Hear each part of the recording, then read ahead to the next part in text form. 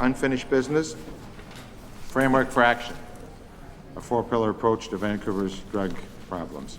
Just before I call the vote, I'd just like to say it's been an interesting journey we've been on the last 3 years. We started with an international symposium in June 1998, and we suddenly formed this great team that all started to come together and move forward. Can I call these all together? The recommendation A, of course, is the Council adopt the revised framework for action. Question on the motions as a whole. All in favor?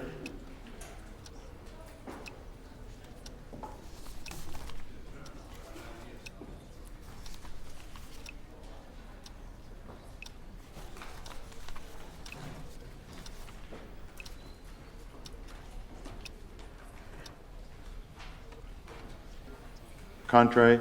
Carried unanimously. Okay, thank you very much.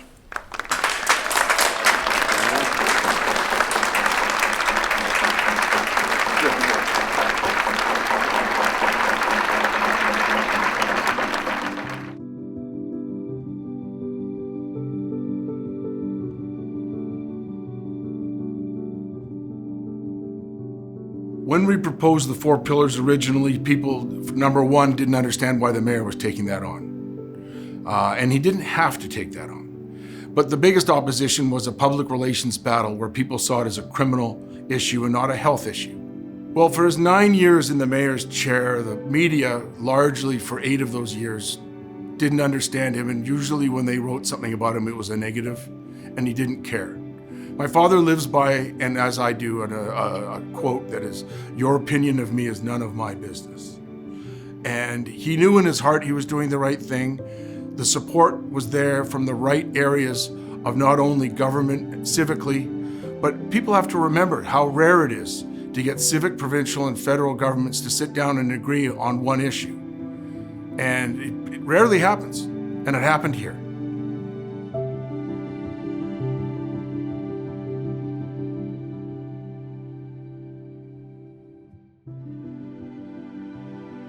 But when I learned that St. Paul's Foundation was raising money to support the creation of a professorship in Philip Owen's name, I knew that UBC had to be part of it.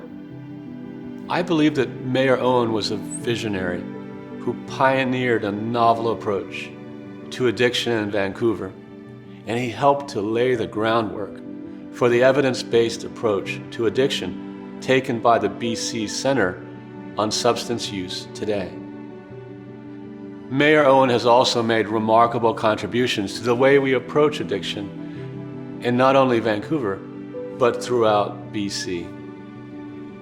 This professorship shows UBC's commitment to furthering addiction research, education, and training with the St. Paul's Foundation and Philip Owen's friends and colleagues to honor him through the creation of the Philip Owen Professorship.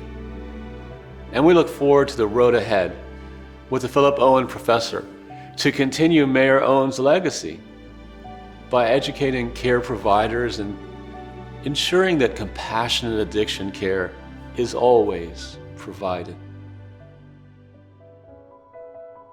I have enormous respect for the leadership provided by Mayor Owen during an incredibly challenging time. It took both personal courage and political courage. He led our city and this province in a direction that was largely unpopular. But he was convinced by the leading research and the evidence, definitely. But I think he was primarily driven by compassion and the empathy that he felt for the people whose lived experience had so damaged and challenged their lives and the lives of their family members. He knew in his heart he was doing the right thing from the get-go. Friendships were lost, support was lost, it didn't matter. You know, to say as mayor that this is not something that I should be taking on was not enough. It was not acceptable. Status quo was not acceptable. And in the end, he discovered that he had more in common with the Dean Wilsons of the world than with the people he, in fact, had been growing up with all his life. The professorship in Mayor Owen's honor was really inspired by where we are in this opioid crisis, not only in BC, but across the country. And I think his vision of what was about to come, or where we were when he was mayor, was really very profound. And it was a real honor to work on something that recognized his work and his dedication to something as critical as the opioid crisis. My goals with this professorship are to continue to advance the field of substance use and addiction medicine, to close the evidence to practice gap for patients so that they can get the treatment they need on demand anytime, and to make a real difference in people's lives and improve health of Canadians ultimately through a better addiction treatment system. Donors inspire others to give, and there's been some lead donors on this professorship that have really inspired others to stand up and make a statement to support this approach that we're taking towards overcoming this opioid crisis. Another thing I think donors do is they start to inspire provincial and municipal and federal governments to see that there are a strong group of community-minded leaders and members that really feel there is a solution here. And so what it does is it starts to leverage some of the provincial and federal money that can be put towards the opioid crisis. One of my father's heroes was his grandfather, who was the warden of Ocala Prison. And as a young boy, my father would walk the grounds with my great-grandfather. There were no shotguns, there were no guards, there was no one in tow to protect them as they walked amongst the prisoners. My great-grandfather called them all by name. My father learned a valuable lesson, that nobody in this world is below dignity, regardless of their station. And that's a lesson that he taught me. And so as we walk, if you ever dare to, downtown East Side, these people deserve dignity. Our society doesn't afford them that at this point.